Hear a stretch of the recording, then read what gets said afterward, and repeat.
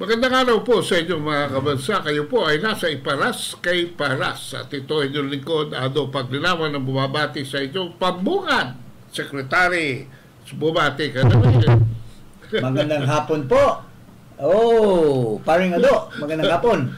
Magandang hapon din sa ating mga mahal na kababayan.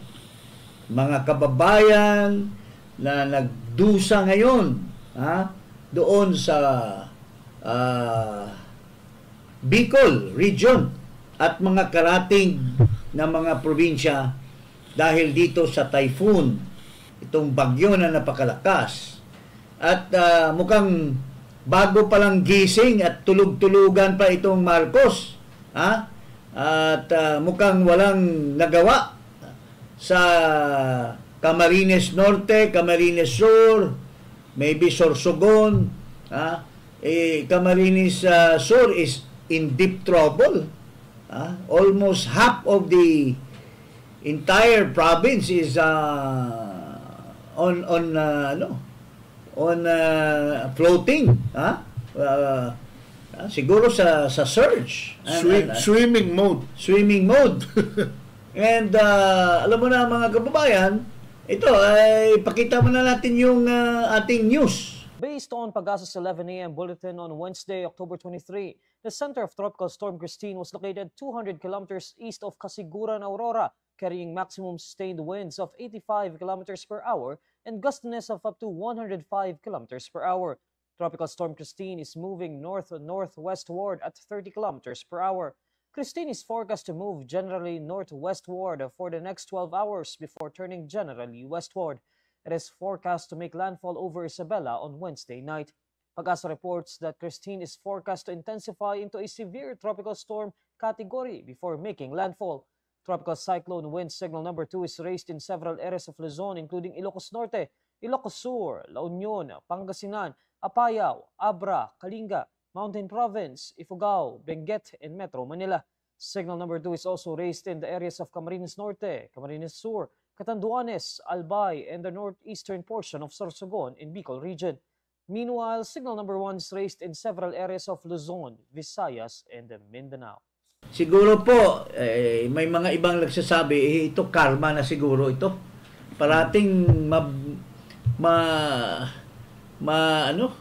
masama at nakakaawa ang taong bayan dahil sa mga kabulastugan na pinaggagawa nitong presidente ngayon. At kinakarma na ang sa mayroong kasabihan kasi minsan sa isang pamilya pag ang may kasalanan yung tatay at masamang tao, ang normal and sometimes happens ang nakakatanggap ng karma yung anak or yung apo. Yun ang generational. Yun ang na parusahan ng ating Panginoon. Para ba sinasabi, kung gusto nyo ng bangag, eto ang bagyo. So, ito po, kamakailan lang, napaka-severe yung typhoon natin po, mga kababayan, dito sa Metro Manila. Just after Hisona, where it was shown clearly na wala talagang katuturan ang administrasyon ni Marcos. Nagyabang siya ng flood control at pinapalakpakan, pero sabi ng Diyos, nagsinungaling ka na naman Marcos. Napaka-congenital mo na sinungaling. Sinasabi mo, mayroon kang mga flood control na pinapapalakpakan mo sa mga minions mo. Yung mga sip-sip mo na crowd na halos masugat na yung kanilang kamay sa kapapalakpak. Then, it turns out that there was none. And, partner, may investigation no other than Senator Amy Marcos and ni-reveal ng Secretary of DPWH, Public Works, na there was no plan. There is no plan for flood control. Nangangapa lang. Bakit may proyekto kung walang plano? Ay, baka Ibang klase. baka it's either nabulsa or nagyayabang. Or nagsisinungaling. Tatlo lang yang pwedeng mangyari dito sa isang tao na walang katuturan. At ito po, anong reaksyon niya? Mayroon ba siyang ginawa? Pakita natin kung ano ang kanyang statement tungkol dito sa bagyo. Hayaan mo na lang ba ang taong bayan magdusa? Mayroon ka bang aksyon? Mayroon ka bang plan of action na ma-address ang mga ano? Plan A, Plan B, Plan A. At mayroon ka bang pinairal na anticipation plan? Para kasi yung media kanina ina-anticipate na yung two weeks media. before or 1 week before, tulad ng Helene at saka yung Milton ba yun? Yung hurricane doon sa Florida, sa United States, sa North Carolina, sa Georgia, na inanticipate nila. Kaya lang walang saysay yung gobyerno doon dahil kasing kautak niya si Biden kautak niya, si Kamala Harris kautak niya.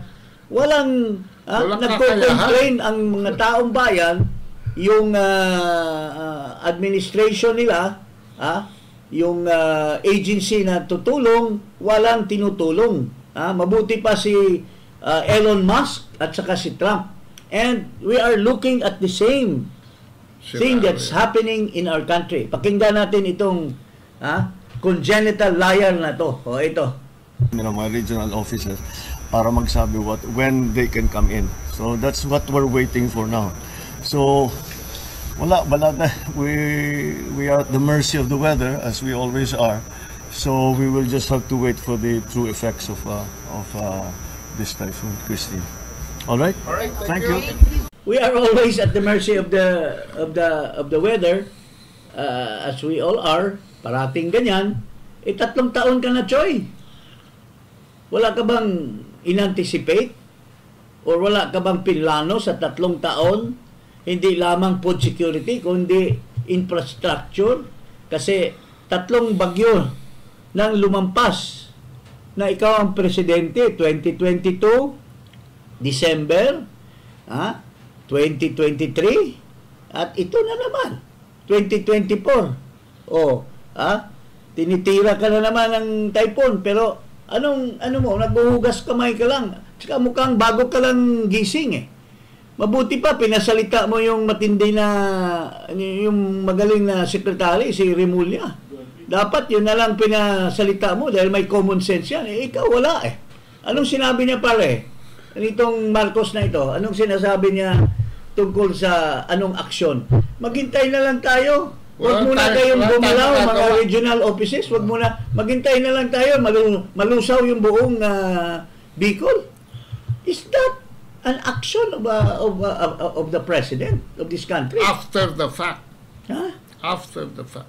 Alam mo, Secretary, we never experienced this under Duterte for 6 years.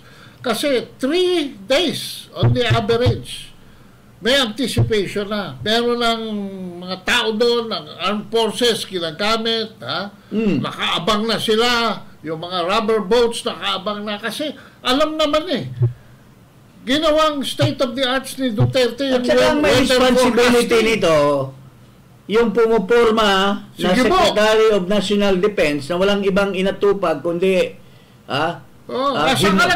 himukin ang China, nandoon sa likod niya.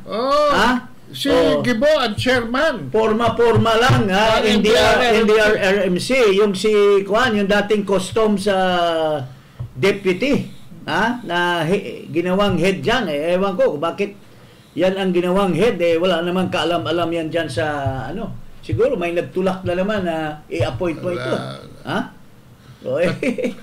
At saka parang ramdam ko ngayon, dahil sa mga nangyayari, itong mga government officials ayaw kumilos kung walang basbas, kung walang direksyon si Marcos. Dahil baka sila pa mapagbintangan matanggal pa sila sa trabaho. Oo, kasi kung nagkamali, Oo. or tama yung tapos may iba siyang Intensyon. pinaplano pala, Oo. at saka paano naman niya ibibigyan ng instruction? Dito sa kanyang interview, mukhang bago pang gising. Mukhang naka-chup-chup la the night before. Naka-chip-chip ng kung ano ba yung puting Singot-singot. powder. Ha? Oo. Hindi Tawas. natin alam. Yung tawas. So, we're talking of this part of the administration trying to appease the people, trying to serve the people, not only from gutom, but also from distraction, from things that place them in danger. Pero wala din siyang ginagawa. Now, magyayabang na naman tungkol sa economy. Tingnan mo, pinapakita ni Ted Filon ang itong kaibigan natin si Ted Filon, ang state of governance in our country in terms of employment, terms of economic Poverty rating. Oh, Hunger. ito, pakinggan natin si Ginoong Ted Filon kung anong sinasabi niya tungkol dito sa hindi lang itong kabulastugan at walang kakayahan ni Marcos to address problems on calamity. Wala daw pera, sabi niya sa interview niya, wala tayong pera kasi na daw, nasaan yung proceeds ng gold na binenta mo? Tinurn over na ba ng Central Bank dyan sa National Treasury? And ang report sa Bicol region lang for 2022, 23 at 24 halos umabot ng 30 billion ang flood control program sa Bicol area. 30 billion. Sa 2023, 9 billion. Saan napunta yan? Asan yan? Asan yan? Tapos nakisawsaw pa itong Dilawan na Leni Robredo. Lalapit-lapit pa ito. Pakinggan natin si Ted Filon. Si Ted na nagsabi, pero may basihan si Ted. Galing sa napaka-prestigious na sa script na binabasa ni Marcos. Na survey. Survey company. Ito, Social Weather Station. And I would presume that identically, ganun din sa Pulse Asia. Hindi yan galing sa mga pipitsuge na Okta or Tangerine or ano pang tangerine or yellow or red mga kulay ng mga survey, because these are for commercial purposes. These are for the people, itong mga surveys na ito. And walang iba na nagsasound off tungkol sa sinasabi ni Ted, kundi ang kanyang kapatid. Anong sinasabi ni Amy Marcos tungkol sa sitwasyon ng ating bansa? Sabi ni Amy Marcos, wala daw saysay. Ito, pakita natin yung sinasabi ni Amy Marcos dito sa isang interview na tinanong siya tungkol sa awayan ni Sara Duterte at ni Marcos. Pero nung nagsabi siya ng tungkol sa ekonomiya, may katotohanan siyang sinasabi. Ito, pakinggan po natin si Ginang Amy Marcos. Base po sa isang study recently, possible daw po tumaas yung rice importation natin next year. So are we expecting na yung tulong po natin sa cooperatives, yung buwan na sweldo for them, buwan-buwan, makatutulong po yun? Or are we, may ba po ba tayong sinusulong for that? Number 1 in the world importer ng rice, Pilipinas. Yes, disgraceful na yung sitwasyon natin. Di ko maintindihan. Dati-rati, ang production natin ng bigas ay nasa 93-97% at kakapraso lang ang kulang, yung imported. Yung panahon ng tatay ko, sinasabi pa niya, huwag i-import lahat ng kulang. Yung kulang, i-import lang yung kalahati at baka mahabol. Di naman Hindi naman kakainin niya ng sabay-sabay. So, hati-hati lang siya mag-import noon. Ngayon, labis-labis ang importation. Nasa 4.4 na tayo. Pinakamalaki na tayo sa buong mundo. At eto nga, binagsak pa natin yung taripa. Yung taripa na nagsimula sa 50%, nandun na sa 35%, ngayon na sa 15%. At pinapatay, sa totoo lang, ang ating local production. Ito yung ating problema. Importation is not the answer to food sufficiency. Ang kinakailangan natin gawin ay palakasin, suportahan, tangkilikin ang sariling magsasaka natin dito sa Pilipinas. Laging nalulugi sila, hindi mabenta ang palay sa Nueva Ecija, sa Isabela, sa South Cotabato, nakatambak ang bigas dyan. Pero napakamahal, dalhin ang bigas mula sa Mindanao. Ano ba naman, bigyan na lang natin ng transport subsidy para madala rito. At alam natin, yung tracking mula sa Benguet, sa amin sa Ilocos, tinatapon na lamang ang mga gulay. Samantalang kaya mahal-mahal, umabot na yung luya ng magkano na, 300 plus na ang kada kilo. Kaya't eto nga yung problema, nakatutok tayo sa importation na habang binabagsak ang taripa, tumataas naman ang presyo. Hindi pa talaga gumagalaw. Nag-umpisa sa 38 pesos ang bigas, nasa 50% yung taripa. Binagsak sa 35, tumaas pa lalo sa 48. Ngayon, binagsak sa 15%, pero nakapako na yata sa 60-62 ang kada kilo ng bigas. So, importation is clearly not the answer. Sinasamantala lang tayo ng Vietnam, ng Indian, at ng iba't iba pa. Bakit natin pinapayaman ang magsasaka doon sa ibang bansa at di tinutulungan yung sariling atin? Thank you, Senator. Baka Senator Ping, may masabi kayo about sa sinabi ni Senator Amy about Filipino farmers since World Food Day today. Samantalahin ko na magyabang, ako yung nag-author ng Pre-Irrigation Act. Walang kwenta ang pagmamaniobra mo sa bansa natin, Marcos. Salita ka ng salita, yabang ka ng yabang, sip-sip ng sip-sip yung mga opisyal mo, binibigyan ka ng data na magsalita ka na magsalita, iyayabang mo yung growth rate, iyayabang mo yung employment, pero these are all pinipick up lang yan kung saan-saan. They don't really show the real state of the country. Where Ted Pailon is saying na ito galing sa tunay na survey. At that statement is being seconded by your own sister in terms of food security.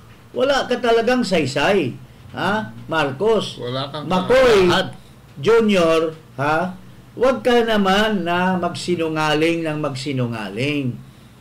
Ilang beses na lumabas yung ilong ni Pinocchio dyan sa ilong mo. Wag mo nang dagdagan pa, Mr. Marcos. Tapos, dito sa interview ni Aimee, nakisawsaw pa si Ping Lacson.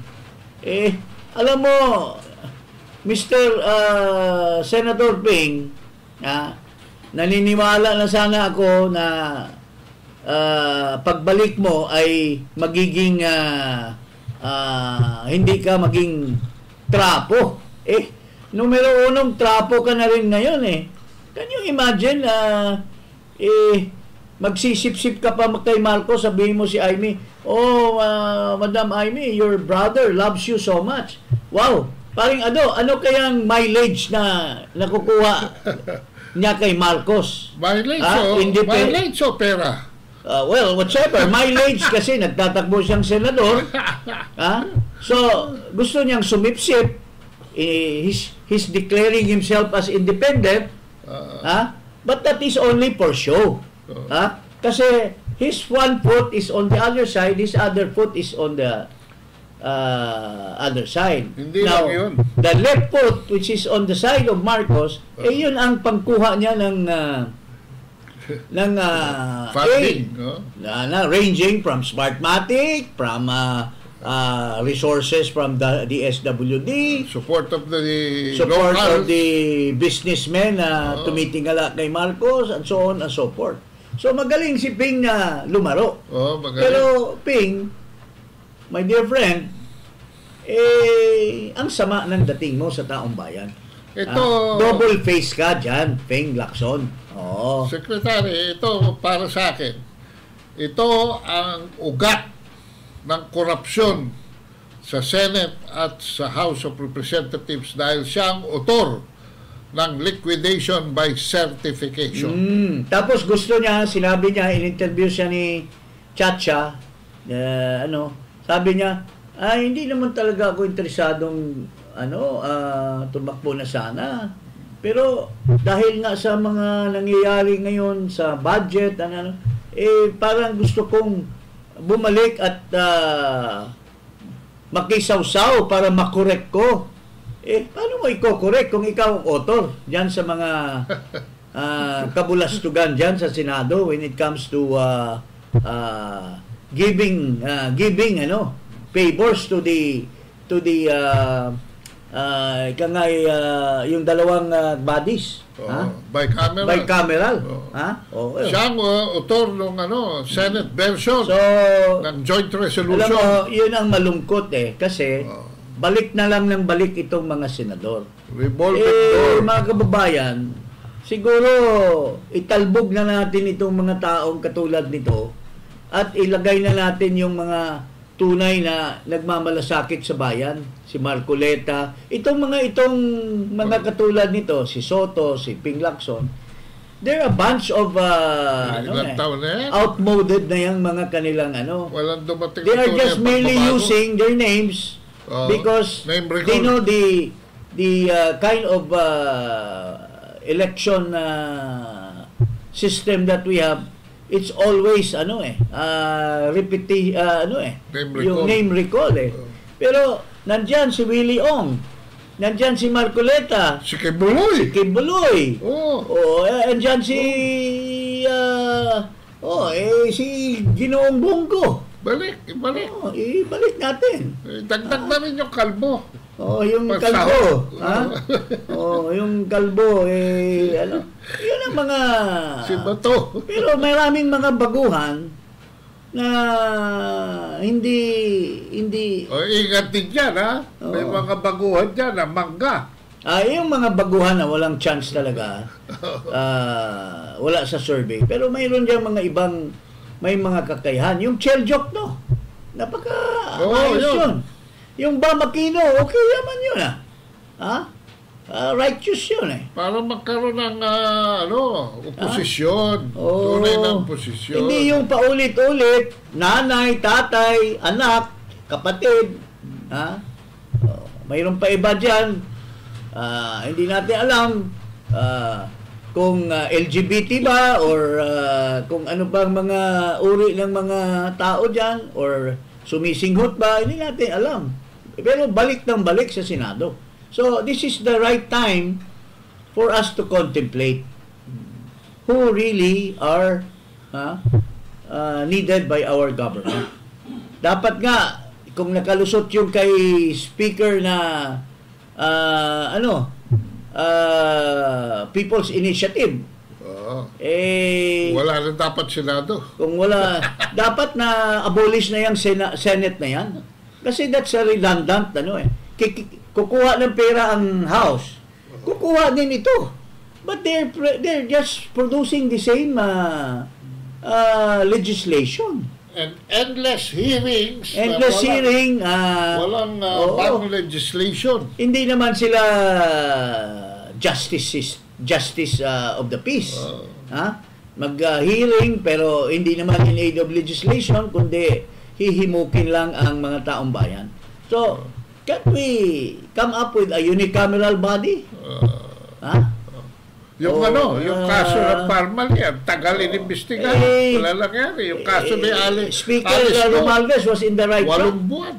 Pero sinong nag-imbestiga? Ang Senado din. Kasi takot silang mawala. So why can't you accept the fact na